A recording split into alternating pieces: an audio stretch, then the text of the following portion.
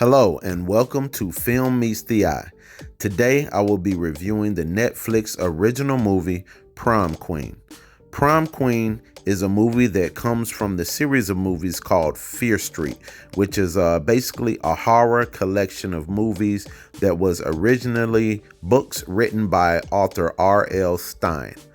Okay, now if you have seen all the other Fear Street movies or additions to them, I actually like Fear Street movies. They kind of remind you of Scream in a way, as far as their style. Wes Craven's Scream. Each movie is three movies, and each of them comes from a different era. Like one, I think, is from like the 1600s or 1700s. Another is from I want to say the 70s. And then the third one is from the 90s. And all of these different movies are connected. Everything is connected, and it all centers around a town called Shadyside, where murders always happen. Like for hundreds of years, murders always happen in this town of Shadyside. So anyway, we get to the movie Prom Queen, which I must say is one of the worst horror movies I've ever seen in my life. One of the worst horror movies I've ever seen in my life. I cannot lie to you. It was boring. There were murders. Don't get me wrong. There were murders. It was pretty ghastly murders. But it's like something that you've seen so many times. It's like a bootleg Scream. That's basically what it is, a bootleg Scream.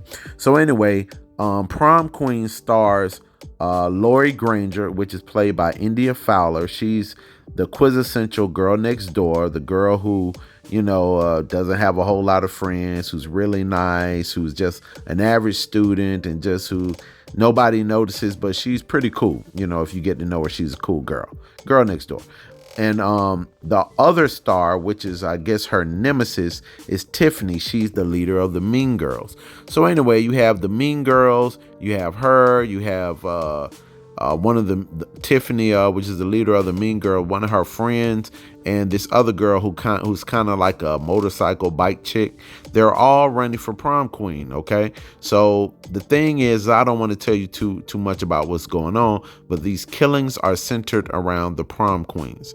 I'm not going to necessarily say that the prom queens are getting murdered, but it's centered around them, and people are definitely getting murdered and chopped up in this movie. But that's really it. It's like they want to be prom queen. Everybody wants to be prom queen, and that's about it. It's like the quintessential high school movie, 80s high school movie, wannabe horror film, kind of trash. The only thing that I did like about it, I must say, the ending, the reveal about who the killers was, kind of made sense. It made sense, and the ending was okay. The ending was okay, but I mean, all horror movies lead up to a climax where the ending is okay when you reveal who the mass killer is. You know what I'm saying? So, but yeah, I would not watch this movie again. Rotten Tomatoes gave this movie a 28%. And I have to be honest, I'm not too far off from that. I might give it more of maybe a 50 to 60, which is probably a F, probably a F plus or a D minus. I'll give it that because, like I said, the ending of it, like the last 10-15 minutes, was pretty decent. I kind of like how it ended, who the killers actually was. That kind of made sense. So that's the only thing that was kind of cool about it. Other than that, trash. Yep, straight trash.